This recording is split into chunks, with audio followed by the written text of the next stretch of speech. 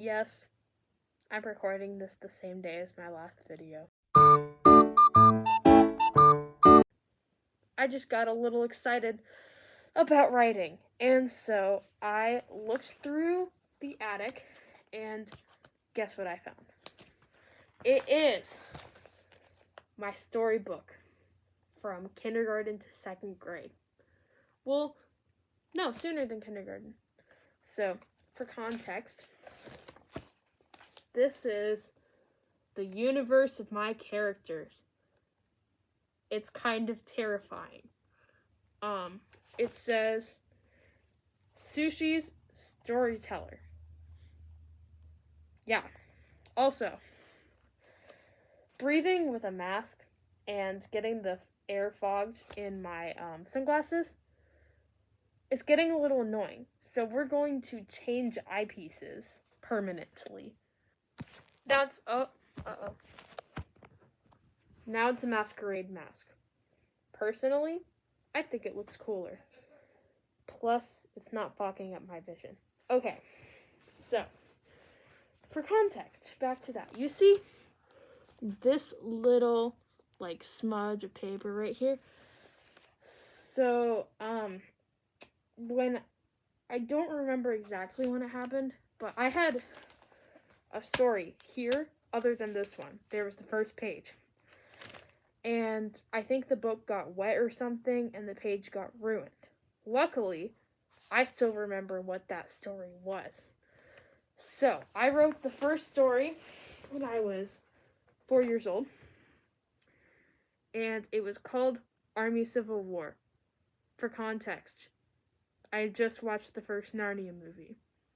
For more context, I had zero idea how war worked, and I had the brain of a child.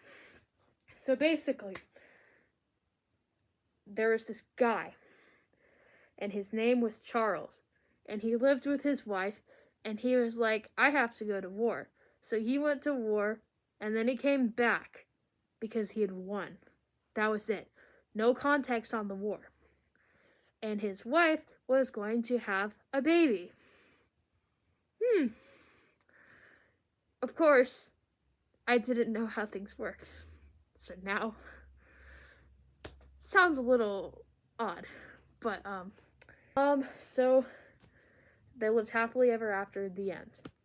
That was Army Civil War. Next, this is a series. It's my first book series ever. It's called Traia the Zebra.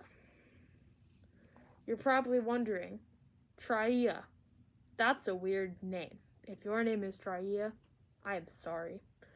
I had this shirt when I was a kid. I think it was a PJ shirt. And it was like a gray shirt. It said, dream with all your heart. And it had a picture of a zebra on it. Traia is heart spelled backwards. And it's about a zebra. This story took heavy inspiration from the book Chrysanthemum, about that mouse who got bullied at school because of her name. So, you see on the side here, part 1. Alright. Traia was a zebra. That was a zebra that was born in Africa. Africa spelled Afarica. Afarica. And, there's an H at the end. I didn't see it. And didn't fit in as good as the other zebras. She was smaller, and her legs and knees were wobbly, and her ears were huge. They laughed at her for what she looks like. So she hung her head in sorrow, and she ran home to her mother. This is where the chrysanthemum thing comes in. Welcome home, says her mother. Welcome home, says her father. The field is no place for me, said Traia. They said my legs and knees were wobbly. They said my ears were huge. Now, said her mother, they're just selfish. And they had a nice dinner of fresh grass and some dandelions and some leaves for dessert. That night, while everyone slept, by the way, I don't know why, I have no childhood trauma, but my brain has always been brutal. That night, while everyone slept, a wolf appeared into the pack. Tria heard the wolf noise until it was about to pounce on her. More to continue. So we're going to turn the page. And repeated, was about to pounce on her. Until, out of the moonlight,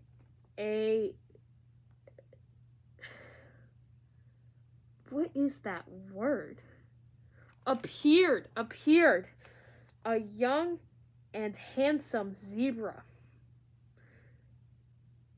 It clacked his hooves at the wolf. He brayed at the wolf and then bit the wolf until the wolf was dead. The zebra said, "What an awful, beautiful sight you are. Your eyes glimmer in the moonlight. Your mane is wonderful. Your hooves look pretty." "Thank you," said Tria. "My name is Clover. Clovering. Like Wolverine, but clover. Because zebras eat clovers."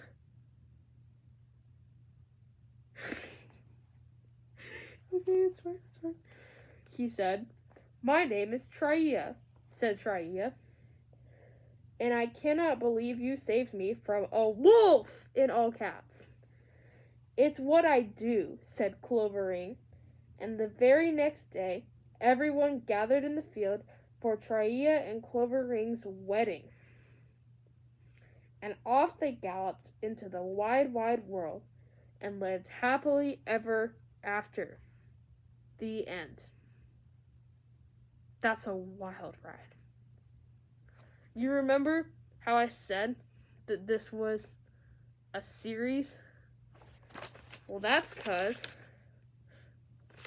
Oh, I wrote a summary. That's because there is a sequel to Tria. The Magic Whirlpool. But because this video is getting a little long, I'm going to end it here by reading the synopsis/summary of Tria the Zebra, written by 6-year-old me.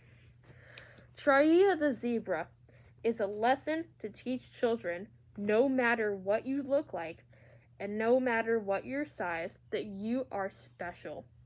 I think everybody needs to hear that.